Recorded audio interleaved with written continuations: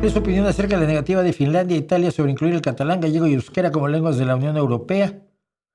Pues es que, ¿sabes cuántos idiomas con la misma cantidad de hablantes que el euskera? Que creo que es el menos extenso de todos los tres. ¿Cuántos hay? Vamos a ver. ¿Cuántos hablantes de euskera? 800,000 habitantes. 800,000 hablantes nativos en todo el mundo, 750,000 de ellos en España.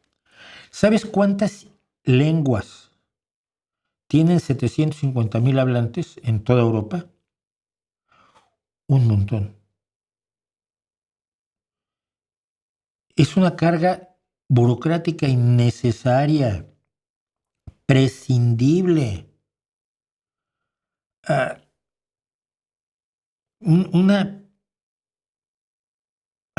Es que es rendirle pleitesía a un nacionalismo torpe. Voy a estar muy orgulloso de tu lengua, está muy bien, pero no es asunto de todos los demás. Usted tiene que aprender a usar mi lengua. ¿Por qué? ¿Por qué no hablas tú en francés? Ah, no, yo no, pues él tampoco. Es decir, si hablamos iguales, si estamos iguales, hombre, buscamos las lenguas que faciliten más la comunicación entre mayor cantidad de seres humanos. Es decir, el idioma tiene por objeto la comunicación, no la incomunicación. Y vuelvo a decir, bueno, alguien me escribía en catalán y yo le digo, no entiendo catalán, encima se enojan. Que yo respeto muchísimo que hablen catalán, que sean felices, que es su identidad lingüística, histórico-cultural, está bien, pero no es la mía y no me la puedes imponer. Sobre todo cuando existe un idioma que nos engloba a todos, que nos permite comunicarnos a todos, ¿no?